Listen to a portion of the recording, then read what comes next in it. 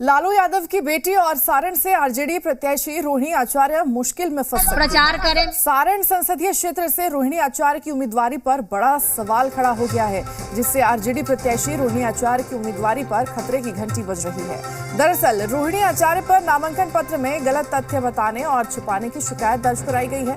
BJP प्रत्याशी राजीव प्रताप रूढ़ी की शिकायत पर हाईकोर्ट में एक याचिका दायर की गई है, जिसे सुनवाई के लिए स्वीकार कर लिया गया है, जिसमें रोहिणी आचार्य के पासपोर्ट और पते पर सवाल है। वहीं निर्वाचन अधिकारी की कार्यशैली भी सवालों के घेरे में है, क्योंकि नामांकन के बाद स्क्रूटनी में राजीव प्रताप रूढ़ी ने आपत्ति दर्ज कराई थी।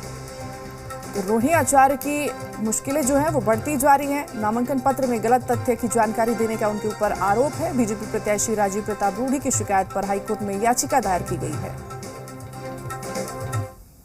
राष्ट्रीय जनता दल के प्रत्याशी के नामांकन पर आपत्ति दाखिल किया गया था और उस आपत्ति को निरस्त करते हुए रिटर्निंग ऑफिसर ने उनके नामांकन की स्वीकृति दी। और जो स्टिकिंग ऑर्डर था उसमें कई सारे ऐसे तथ्य थे जो रिटर्निंग ऑफिसर को तहकीकात करके ही स्वीकृति देनी थी, और नहीं करने की स्थिति में जो उन्होंने तर्क किया है वो तर्क विहीन रहा। उच्च न्यायालय में in the High Court of Judicature at Patna, CWJC number such and such,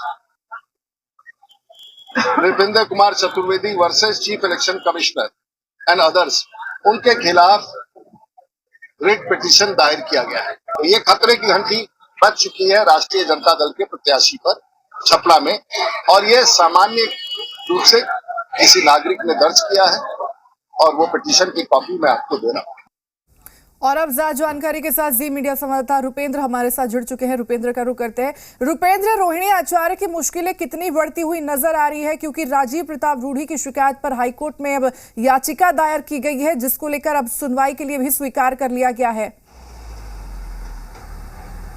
देखिए, नृपेंद्र कुमार जो चतुर्वेदी है उन्होंने याचिका दायर किया है, और उनके याचिका दायर करने के बाद जो है उस पर अब सुनवाई होनी है। साफ तौर पर राजीव प्रताप रूढ़ी ने भी ये इस बात को कहा है कि अपने बयान में कि नृपेंद्र कुमार चतुर्वेदी ने याचिका दायर किया है रिटायरिंग ऑफिसर के खिलाफ, और उसको लेकर जो है इस तरह के मामले पर सुनवाई होगी। साफ तौर पर देखा जा सकता है कि रिटायरिंग ऑफिसर जो होते हैं वो तमाम चीज़ों को चेक करने के बाद ही स्वीकृत करते हैं कि उम्मीदवार जो है अयोग्य है या योग्य है, और उसके बाद क्लियर होता है। जो अयोग्य होते हैं उनको छांट दिया जाता है, और जो योग्य उम्मीदवार होते हैं उनके पेपर पूरे क्लियर होते हैं, वही जो है नामांकन कर सकते हैं और चुनाव लड़ सकते हैं। तो रोहिणी आचार्य का नामांकन हो चुका है, चुनाव लड़ रही हैं।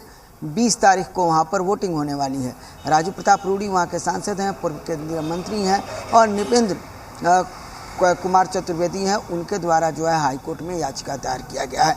अब देखना ये है कि अब कोर्ट क्या कह रहा है, क्योंकि याचिका को जो स्वीकृत कर लिया गया है अब उस पर कोर्ट सुनवाई करेगी, और कोर्ट सुनवाई करेगी तो उस पर अब कोर्ट का क्या निर्णय आता है ये महत्वपूर्ण होगा। जी बिल्कुल, कोर्ट सुनवाई करेगी और कोर्ट क्या कुछ फैसला यहाँ पर देती है ये भी देखना महत्वपूर्ण बनता है। तमाम जानकारी साझा करने के लिए और जुड़ने के लिए आपका बहुत बहुत धन्यवाद रुपेंद्र।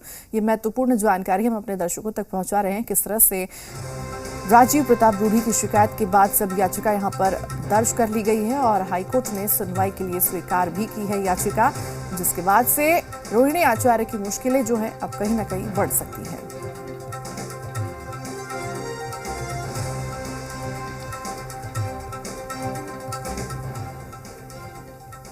नेता प्रतिपक्ष